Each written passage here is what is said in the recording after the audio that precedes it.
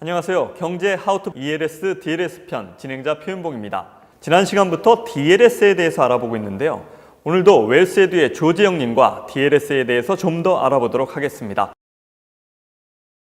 네, 오늘은 점점 더 다양해지고 있는 DLS들의 유형과 또 어떻게 DLS에 투자해야 되는지에 대해서 설명드리도록 하겠습니다. 네, 최근에 DLS의 설정액도 좀 늘어나고 그 구조도 다양해지고 있다면서요. 네, 2018년 1분기 DLS 신규 발행액은 8조 3천억으로 전년도 동기 7조 7천억보다 무려 6천억 원이나 늘어날 정도로 인기가 높아졌고요. 그 상품 다양성도 풍부해지고 있습니다. 그렇군요. 지금까지의 DLS는 금리, 원유가, 금가격, 은가격 등 이렇게 기초자산을 이런 것들로 설정하는 경우가 제일 많았죠. 네, 물론 현재도 이런 자산을 기초자산으로 설정하는 DLS가 일반적입니다. 그런데 최근에는요, DLS의 기초자산들이 이 외의 기초자산으로 설정하는 경우가 굉장히 많아지고 있습니다. 오, 그렇군요. 예를 들면 어떤 것들이 있습니까? 우선 해치펀드, ETF, 인컴 펀드, 하이힐드 펀드 등 다른 금융상품을 DLS의 기초자산으로 설정하는 경우가 상당히 많아지고 있습니다. 물론 아직까지는 보편적인 현상은 아닙니다만 사실상 제한 없는 DLS의 기초자산 설정의 폭이 넓어진 거죠. 투자자 입장에서 보면 기초자산 내용도 그렇고 DLS의 수익 구조를 이해하기가 좀 더 어려워지지 않았나라는 생각도 드는데 이런 그 다양화되는 게 안정성을 강조하기 위한 목적이 제일 크겠죠? 예, 물론입니다. 하지만 단순하게 안정성만을 높이기 위해서라기보다는 그 수익 구조를 고객의 니즈에 맞게 구조화하기 위해서라는 표현이 더 적절할 것 같긴 합니다. 그렇군요. 자, 그럼 또 어떤 트렌드가 있습니까? 원자재만으로 기초자산을 설정하던 전통적인 DLS 구조에서 살짝 벗어나서 원자재 가격 하나, 주가 지수 하나 또는 원자재 가격 하나, 주가 하나 이렇게 ELS 플러스 DLS의 형태를 띤 DLS 구조가 대폭 늘어나고 있습니다. 주가나 주가 지수가 기초자산으로 들어가면 ELS라고 불러야 되는 거 아닙니까? 네, 말씀하신 것처럼 주가나 주가 지수 하나 그 외에 DLS의 기초자산 하나가 함께 설정이 된다면 이것은 DLS로 분류됩니다. 그렇군요. 자, 그리고요, 제가 얼마 전에 리자드 DLS라는 말을 들었는데 이것도 새로 나온 DLS의 종류겠죠? 네, 맞습니다. 리자드라는 말은 도마뱀이란 뜻입니다. 즉 도마뱀처럼 꼬리를 자를 수 있다는 컨셉인데요. 가입 초기에 조기 상환이 되지 않고 낙인도 되지 않은 상황에서 일정 조건만 만족하면 상품 만기보다 앞당겨서 조기의 수익률을 확정 짓고 DLS를 청산하고 수익을 지급하는 구조를 리자드 DLS라고 부릅니다. 도마뱀이 꼬리 자르듯이 그래서 도마뱀 DLS다 이렇게 부르는 거군요. 또 도마뱀 DLS 이외에도 해외 부동산 펀드를 기초자산으로 설정한 DLS도 얼마 전에 설정이 되었는데요.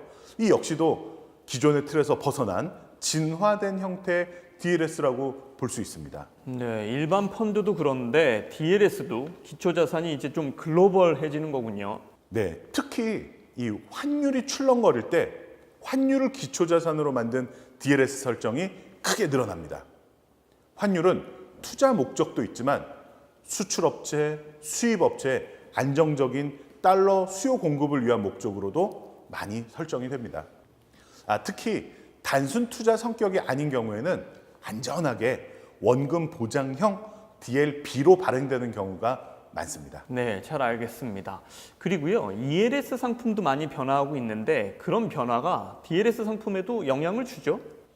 네, 맞습니다. ELS는 DLS의 형이라고 표현할 수 있을 테니까요. 쉬운 예를 하나 들어보겠습니다. ELS의 낙인 조건이 점점 낮아지다가 결국에는 아예 낙인 조건이 없는 노낙인 ELS가 안정성을 추구하는 고객들에게 인기를 끌었듯이 DLS 상품도 점점 낙인 수준이 낮아지다가 아예 낙인 조건이 없는 노낙인 DLS 상품이 출시돼서 이 안정성을 추구하는 고객들한테 큰 인기를 끌었습니다. 네, 자 여기서 저희가 좀 주의할 게 새로 출시된 DLS라고 해서 다 안전하다 이런 건 아니겠죠? 그렇죠. 반대로 얘기하면 과거의 전통적인 기초자산의 일반적인 낙인, 일반적인 조기상환 구조로 설정된 DLS라고 해서 더 위험한 건 절대 아닙니다.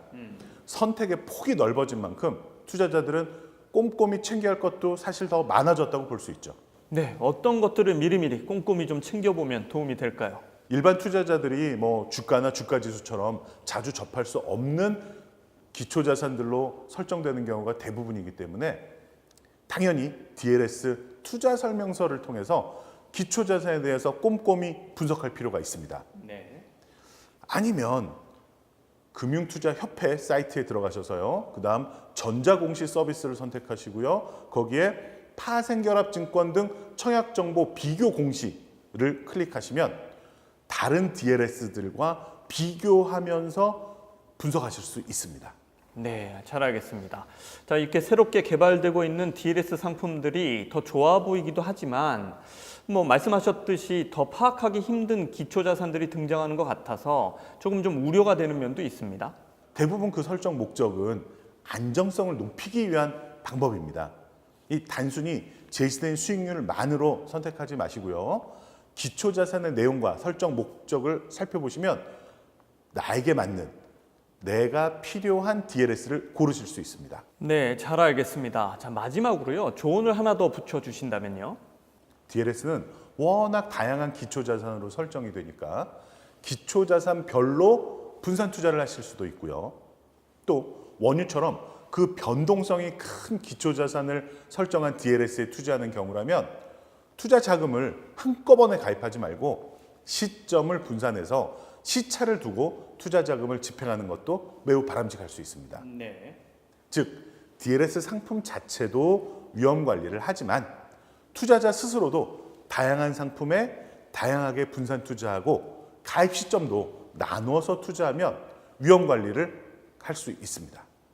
네, 이번 시간에는 진화하는 DLS의 상품들의 모습을 살펴봤습니다. DLS를 활용할 수 있는 방안과 체크 포인트를 잘 숙지하셔서 자산 관리에 도움이 되셨으면 좋겠습니다. 감사합니다.